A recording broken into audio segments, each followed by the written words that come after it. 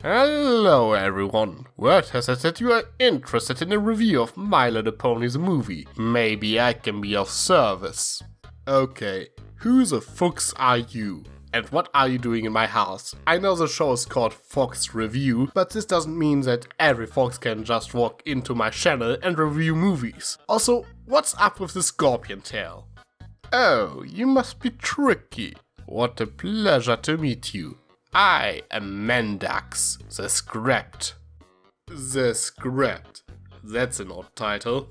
Well, let me explain. I was originally intended to be in the movie. I am what you would call a prototype, the character that eventually became Kappa. As such, I have some knowledge of script concepts that didn't make it into the movie. Knowledge that might be useful for analyzing it. And I came to offer it to you, my fellow fox. You know, for a moment I thought you tried to poison me with your scorpion tail and take over my channel. Of course not.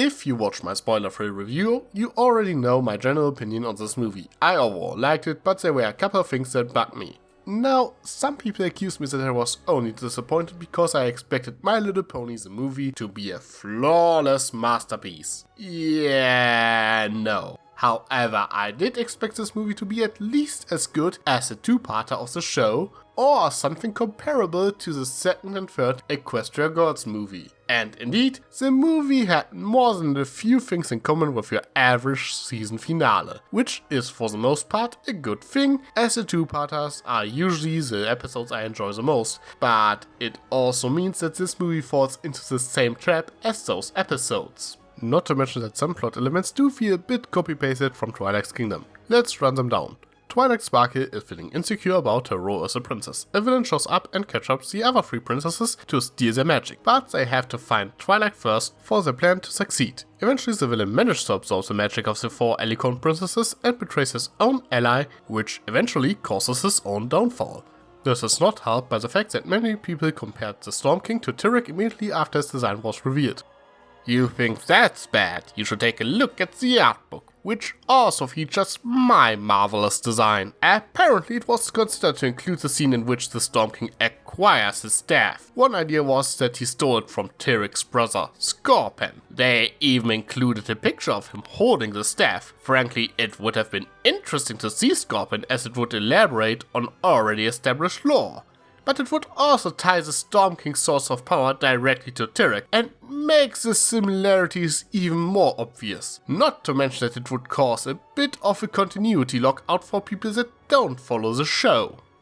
In any case, while the similarities bother me a bit, I think they are not too distracting, as things play out much differently in the end. It also helps that the Storm King is personality-wise much different from Tyrek, something I already realized after reading the prequel comic. That being said, I think the Storm King doesn't get enough time to establish himself in the movie proper. Sure, he gets a couple of funny lines, but in the end he only has one phone call with Tempest, telling her not to fail him and betraying her later on after he gains the power he was looking for. I still liked him for the most part, but he seems like an afterthought as the focus is overall more on Tempest. Not to mention that the things I liked about him in the comics are that he could be very pragmatic and somewhat charismatic. He treated his soldiers rather well, but at the same time never considered them friends.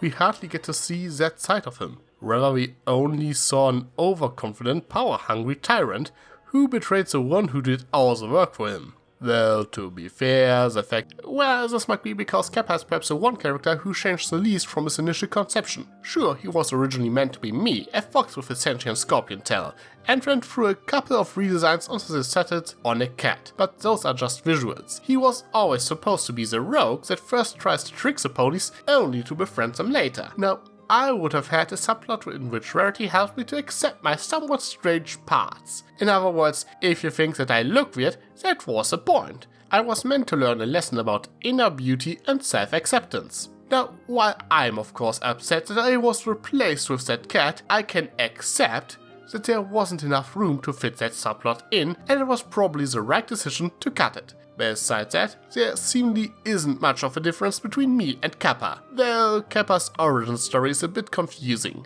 The art book and other promotion materials describe him as a former aristocrat that lost everything when the Storm King came and now he is in debt to him. The prequel comics on the other hand depict him as an orphan who grew up on the streets and is in debt to Verko. His background story is never addressed in the movie, so it doesn't really matter. But it seems to line up more with the comic version, as he wants to sell the ponies to Verko to make his debts disappear. The art book seemingly got it wrong. Speaking of Verko though, he was originally named Greedy and was supposed to play a much larger role in the movie. The main things were supposed to meet him and his sidekick Needy, who also made a very small appearance in the final movie at the end of Kappa's song, immediately after they left Equestria, and stick around for seemingly the entire thing, as concept artwork shows them in scenes that were supposed to take place after Twilight has been kidnapped by Tempest, though I think this was a change for the better. It would have been interesting to see more of him, sure, but having another major character in the movie would have been too much.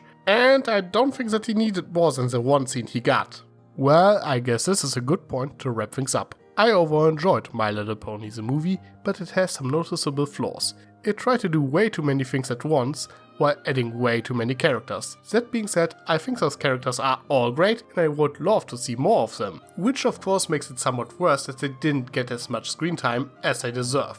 However, the biggest problem is that it is very evident that they changed the ending but didn't adjust the rest of the movie to make it fit. You feel that the Hippogriffs were supposed to show up, but they don't. As a result, the whole adventure of the main six lacks a satisfying payoff. They only managed to save the day thanks to a lot of luck. Not helping is that the movie does many of the same mistakes pretty much every two-parter of the show does. But there's still a lot to like, and there actually are a couple of scenes with very clever writing. Now, some of you might be saying that I should judge this movie for what it is and not for what it could have been based on the art book or the tie-in comics.